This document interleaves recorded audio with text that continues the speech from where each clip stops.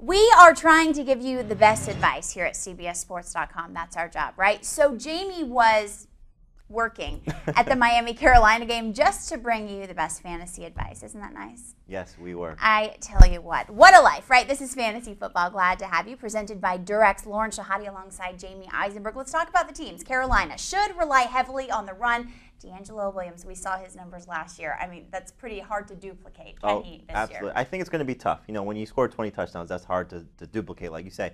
But I think when you look at what they have in store, great offensive line in front of them, and the longer Jonathan Stewart's injury lingers, listen, he's dealing with a sore Achilles at this point. Now, they're trying to be careful, trying to rest him. He did not play in that preseason game against the Dolphins, but he did tell me after the game that if this was week 1, he'd be in there. So I think you could see Jonathan Stewart getting back on the field.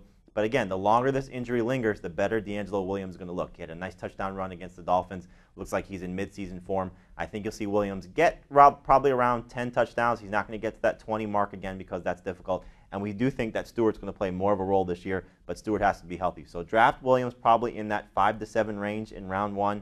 And Stewart's a great pick starting as early as round 3. Probably safer, though, in round 4 or round 5. Stewart might need some rest for that Achilles, but the time is up, right? There's no more rest. Yes, well, he's still a couple more weeks. A little bit. Okay, the Wildcat worked for Miami, a strong showing for the Dolphins. How does this help Ronnie Brown, Ricky Williams? It helps Ronnie Brown a lot more. I mean, it helps Ricky Williams as well. But you see what these guys are able to do when they're in this Wildcat formation where Jake Long, the left tackle, goes over to the right side, and they really load up on that extra side there. So I think you look at what Ronnie Brown has in store. This is going to allow him more snaps. Now, we know that they did draft Pat White, a rookie quarterback, really to be sort of an additional Wildcat sort of player. But still, Ronnie Brown has more value when he's on the field, especially when he's taking snaps in this formation, because he gets to make decisions. He gets to throw the ball, potentially, gets to hand the ball off to Ricky Williams, which he did. And they also have this trick play, which they did use against. Why? Well, I still think it was good to sort of just throw it out there and say, we could still do this. But I think you look at the numbers for both these guys during the preseason, Ronnie Brown made people just a little bit more secure if they've taken him in round 3. And if you still want to take him, that's a great spot for him. Ricky Williams, still the secondary guy, take him with a late round pick. What is next on the itinerary? You want to take a guess?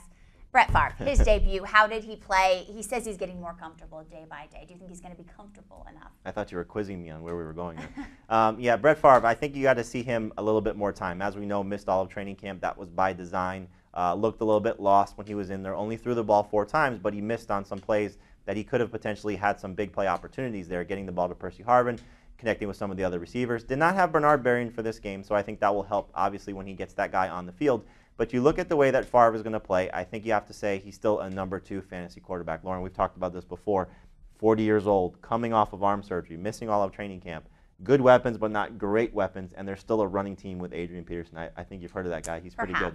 Best so running back? I think Favre's a number 2 quarterback. Don't overvalue him. He's not going to produce at the level that he did when he was with the Packers back in the late 90s. All the way up until what we saw last year, which was not a very good Brett Favre. Well, hopefully he will play a little bit better. Kyle Orton and Jay Cutler played better in their second game than their first game. And on their way to their showdown, Jay Cutler said, the fans are more passionate in Chicago. Uh-oh. Yeah, Kyle Orton also said that the talent in Denver is a little bit better than in Chicago. So I think you look at these guys, they're just trying to say the right thing for their respective teams, respective cities. But from a fantasy perspective, it was good to see these guys have better second games. When you look at Kyle Orton, did not have Brandon Marshall for this game. We'll get to that in a minute. But I think you see the way that he played in getting the ball to his other receivers.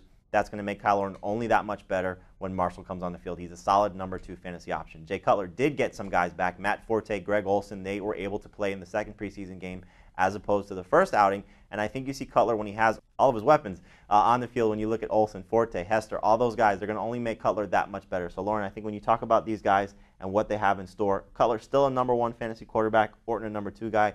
Once Cutler and Devin Hester start to connect, that rapport still needs a little bit of work. Cutler's only going to get that much better, and it should be a fun preseason game this week. It should. That will be a battle of quarterbacks. I was just going to say, what about a battle for quarterbacks? Are we going to find out who's going to win the starting spot soon in the next coming week? Yeah, we're always looking for those little tidbits, those late round picks, and these where these guys fall in. You know, I think you look at Sean Hill of this group has the most fantasy value.